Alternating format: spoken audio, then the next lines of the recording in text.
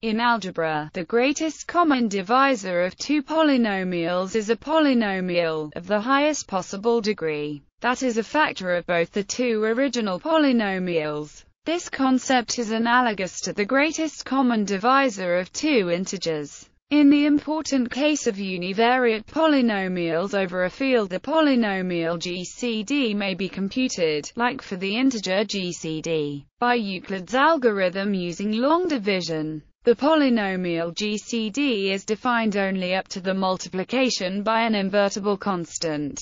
The similarity between the integer GCD and the polynomial GCD allows us to extend to univariate polynomials all the properties that may be deduced from Euclid's algorithm and Euclidean division. Moreover, the polynomial GCD has specific properties that make it a fundamental notion in various areas of algebra. Typically, the roots of the GCD of two polynomials are the common roots of the two polynomials, and this allows to get information on the roots without computing them. For example, the multiple roots of a polynomial are the roots of the GCD of the polynomial and its derivative, and further GCD computations allow to compute the square-free factorization of the polynomial, which provides polynomials whose roots are the roots of a given multiplicity. The greatest common divisor may be defined and exists, more generally, for multivariate polynomials over a field or the ring of integers, and also over a unique factorization domain. There exist algorithms to compute them as soon as one has a GCD algorithm in the ring of coefficients.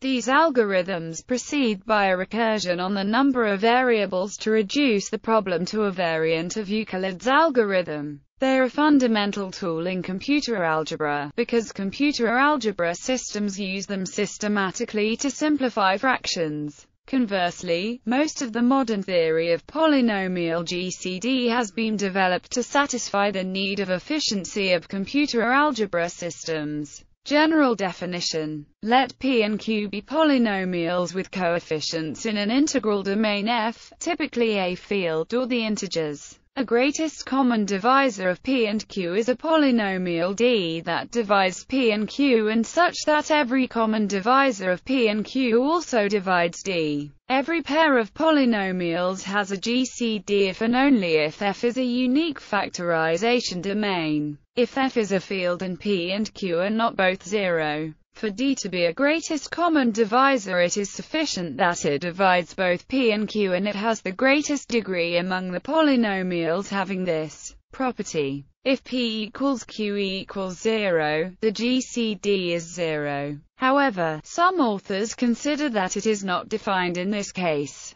The greatest common divisor of P and Q is usually denoted GCD. The greatest common divisor is not unique. If D is a GCD of P and Q, then the polynomial F is another GCD if and only if there is an invertible element U of F such that in other words, the GCD is unique up to the multiplication by an invertible constant. In the case of the integers, this indetermination has been settled by choosing, as the GCD, the unique one which is positive. With this convention, the GCD of two integers is also the greatest common divisor. However, since there is no natural total order for polynomials over an integral domain, one cannot proceed in the same way here. Therefore, equalities like D equals GCD or GCD equals GCD are usual abuses of notation which should be read: D is a GCD of P and Q, and P, Q has the same set of GCD as R, S. In particular, GCD equals 1 means that the invertible constants are the only common divisors, and thus that P and Q are coprime. Properties: as stated above, the GCD of two polynomials exists if the coefficients belong either to a field, the ring of the integers, or more generally to a unique factorization domain. If C is any common divisor of P and Q, then C divides their GCD. For any polynomial R, this property is at the basis of the proof of Euclid's algorithm. For any invertible element K of the ring of the coefficients, hence for any scalars such that is invertible. If-then. For two univariate polynomials p and q over a field, there exist polynomials a and b, such that n divides every such linear combination of p and q. The greatest common divisor of three or more polynomials may be defined similarly as for two polynomials. It may be computed recursively from GCDs of two polynomials by the identities, and GCD by hand computation. There are several ways to find the greatest common divisor of two polynomials. Two of them are. This method may be useful only in simple cases, as factoring is usually more difficult than computing the greatest common divisor. The Euclidean algorithm, which can be used to find the GCD of two polynomials in the same manner as for two numbers. Factoring to find the GCD of two polynomials using factoring, simply factor the two polynomials completely. Then, take the product of all common factors. At this stage, we do not necessarily have a monic polynomial, so finally multiply this by a constant to make it a monic polynomial. This will be the GCD of the two polynomials as it includes all common divisors and is monic. Example 1. Find the GCD of x2 plus 7x plus 6 and x2 minus 5x minus 6. x2 plus 7x plus 6 equals x2 minus 5x minus 6 equals thus, their GCD is x plus 1. Euclidean algorithm factoring polynomials can be difficult, especially if the polynomials have large degree. The Euclidean algorithm is a method which works for any pair of polynomials. It makes repeated use of polynomial long division or synthetic division. When using this algorithm on two numbers, the size of the numbers decreases at each stage.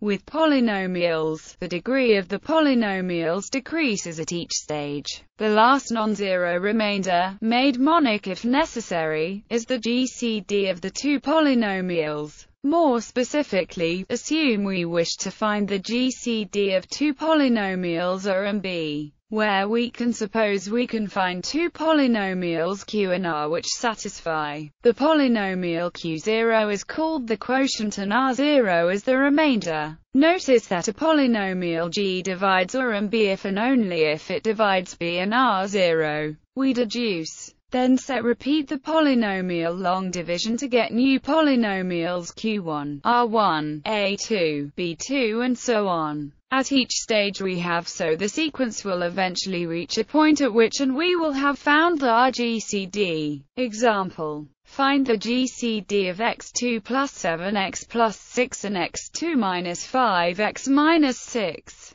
x2 plus 7x plus 6 equals plus x2 minus 5x minus 6 equals plus 0. Since x plus 1 is the last non-zero remainder, the GCD of these polynomials is x plus 1. This method works only if one may test the equality to 0 of the elements of the field of the coefficients. If the coefficients are floating point numbers, known only approximately, then one uses completely different techniques, usually based on SVD. This induces a new difficulty. For all these fields except the finite ones, the coefficients are fractions. If the fractions are not simplified during the computation, the size of the coefficients grows exponentially during the computation, which makes it impossible except for very small degrees. On the other hand, it is highly time-consuming to simplify the fractions immediately. Therefore, two different alternative methods have been introduced.